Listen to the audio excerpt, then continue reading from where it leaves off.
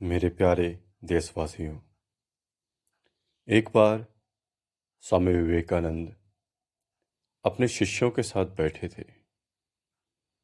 बात करते करते वह कहते हैं, हम चाहते हैं कि भारत की स्त्रियों को ऐसी शिक्षा दी जाए जिससे वे निर्भय होकर भारत के प्रति अपने कर्तव्य को भली भांति निभा सकें और संघमित्रा, लीला, अहिल्याबाई और मीराबाई आदि भारत की महान देवियों द्वारा चलाई गई परंपरा को आगे बढ़ा सके एवं वीर प्रसू बन सके। भारत की स्त्रियां पवित्रता व त्याग की मूर्ति हैं, क्योंकि उनके पास वह बल और शक्ति है जो सर्वशक्तिमान परमात्मा के चरणों में संपूर्ण आत्मसमर्पण से प्राप्त होती है। मेरा तो दृढ़ विश्वास है कि धर्म ही शिक्षा का मेरुदंड है। यह सुनने के बाद शिष्य पूछता है कि स्वामी जी, आजकल स्त्रियों को किस प्रकार की शिक्षा की आवश्यकता है? स्वामी जी कहते हैं, धर्म, शिल्प, विज्ञान, गृह कार्य, स्वास्थ्य, रंधन, सीना परोना आदि सब विषयों का स्थूल मर्म सिखलाना उचित है। नाटक और उपन्यास तो उनके पास पहुंचने ही चाहिए। महाकाली पाठशाला कई बातों में ठीक पथ पर चल रही है, किंतु केवल पूजा पद्धति सिखलाने से ही काम न बनेगा। सब विषयों में उनकी आंखें खोल देना उचित है। छात्राओं के सामने आदर्श नारी चरित्र सर्वदा रखकर त्याग रूप व्रत में उनका अनुराग उत्पन्न करना होगा। सीता, सावित्री, दमयंती, लीलावती, खना, मीराबाई आदि के जीवन चरित्र कुमारियों को समझाकर उन्हें अपने जीवन को इसी प्रकार गढ़ने का उपदेश देना होगा। किंतु स्मरण रहे कि सर्वसाधारण में और स्त्रियों में शिक्षा का प्रसार हुए बिना उन्नति का कोई उपाय नहीं है। इसलिए कुछ ब्रह्मचारी और ब्रह्मचारिणियां बनाने की मेरी इच्छा है। ब्रह्मचारीगण समय पर संन्यास लेकर देश देश गांव गांव जाएंगे और सर्वसाधारण में शिक्षा का प्रसार करने का प्रबंध करेंगे, और ब्रह्मचारिणियां स्त्रियों में विद्या का प्रसार करेंगी। परंतु यह सब काम अपने ही देश के ढंग पर होना चाहिए। पुरुषों के लिए जैसा शिक्षा केंद्र बनाना होगा, वैसा ही स्त्रियों के निमित्त भी करना होगा। शिक्षित और सच्चरित्र ब्रह्मचारिणियां इस केंद्र में कुमारियों को शिक्षा दिया करेंगी। पुराण, इतिहास, गृह कार्य, शिल्प, गृहस्थी के सारे नियम इत्यादि की शिक्षा वर्तमान विज्ञान की सहायता से देनी होगी तथा आदर्श चरित्र गठन करने के लिए उपयुक्त तत्वों की भी शिक्षा देनी होगी। कुमारियों को धर्मपरायण और नीतिपरायण बनाना होगा, जिससे वह भविष्य में अच्छी गृहिणी हो। वही करना होगा। इन कन्याओं से जो संतान उत्पन्न होगी, वह इन विषयों में और भी उन्नति कर सकेगी। जहां माता शिक्षित और नीतिपरायण है, वही बड़े लोग जन्म लेते हैं।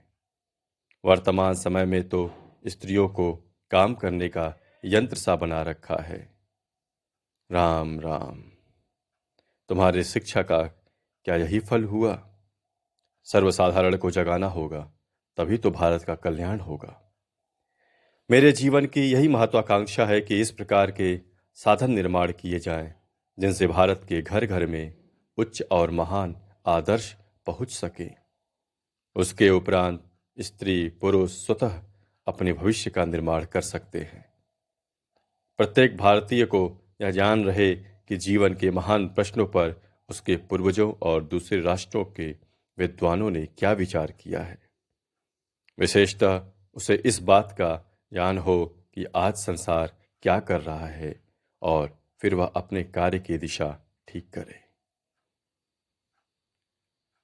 यह सब सुनकर शिष्य पूछता है, महाराज जी, भारतवर्ष के इतिहास में बहुत प्राचीन काल से भी स्त्रियों के लिए तो किसी मठ की बात नहीं मिलती। बौद्ध युग में स्त्री मठों की बात सुनी जाती है, परंतु उसके परिणाम स्वरूप अनेक प्रकार के व्यभिचार होने लगे थे। घोर वामाचार से देश भर गया था।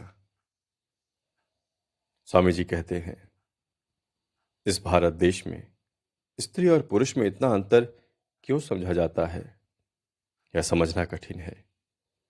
वेदांत शास्त्र में तो कहा है, एक ही चित सत्ता सर्वभूतों में विद्यमान है। तुम लोग स्त्रियों की निंदा करते हो, परंतु उनकी उन्नति के लिए तुमने क्या किया, बताओ तो। स्मृति आदि लिखकर नियम नीति में आबद्ध करके इस देश के पुरुषों ने स्त्रियों को एकदम बच्चा पैदा करने की मशीन बना डाला है। जगदम्बा की साक्षात मूर्ति इन स्त्रियों का उत्थान न होने से क्या तुम लोगों की उन्नति संभव है? यह सुनकर शिष्य घोर चिंतन में पड़ गया। फिर पूछता है, महाराज, स्त्री जाति साक्षात माया की मूर्ति है। मनुष्य के अधपतन के लिए ही मानो उसकी सृष्टि हुई है। स्त्री जाति ही माया के द्वारा मनुष्य के ज्ञान वैराग्य को आवृत कर देती है। संभव है, इसलिए शास्त्रों ने इंगित किया है कि उनके लिए ज्ञान भक्ति का लाभ करना अत्यंत कठिन है। तब स्वामी जी कहते हैं, किस शास्त्र में ऐसी बात है कि स्त्रियां ज्ञान भक्ति की अधिकारिणी नहीं हो सकती? भारत के अवनति काल में जब ब्राह्मण पंडितों ने ब्राह्मणेतर जातियों को वेद पाठ का अनाधिकारी घोषित किया, तो साथ ही उन्होंने स्त्रियों के लिए भी सभी अधिकार छीन लिए। नहीं तो वैदिक युग में, उपनिषद युग में तो देख, मैत्रेयी, गार्गी आदि प्रातः स्मरणीय स्त्रियां ब्रह्म विचार में ऋषि तुल्य हो गई थी। सहस्त्र वेदज्ञ ब्राह्मणों की सभा में गार्गी ने पर्व के साथ याज्ञवल्क्य को ब्रह्म ज्ञान के शास्त्रार्थ के लिए आवाहन किया था। इन सब आदर्श विदुषी स्त्रियों को जब उस समय अध्यात्म ज्ञान का अधिकार था, तब फिर आज भी स्त्रियों को वह अधिकार क्यों न रहेगा? एक बार जो हुआ है वह पुनः अवश्य हो सकता है। इतिहास की पुनरावृत्ति हुआ करती है। सभी जातियां स्त्रियों की पूजा करके ही बड़ी बनी हैं। जिस जाति में स्त्रियों की पूजा नहीं होती, वह देश, वह जाति कभी बड़ी नहीं बनेगी और न कभी बड़ी बन सकेगी। तुम्हारी जाति का तो इतना अधपतन हुआ है, इसका प्रधान कारण यही है, इन सब शक्ति मूर्तियों का अपमान करना।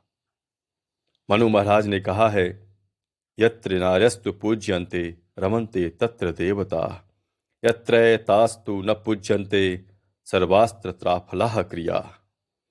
अर्थात जहां पर स्त्रियों का सम्मान नहीं होता, जहां वे दुखी रहती हैं, उस परिवार की, उस उन्नति की, उस देश की उन्नति की आशा कभी नहीं की जा सकती। इसलिए पहले इन्हें उठाना होगा। इन सब बातों को सुनकर शिष्य घोर विचार में पड़ गया। उसने विचार किया कि हाँ, अब मैं स्वामी जी के बताए हुए मार्ग पर चलूंगा। किसी स्त्री का अपमान नहीं करूंगा। प्रत्येक स्त्री को वही स्वतंत्रता महसूस करूंगा जो मैं स्वयं के साथ महसूस करता हूं। ओम शांति, ओम शांति, ओम शांति।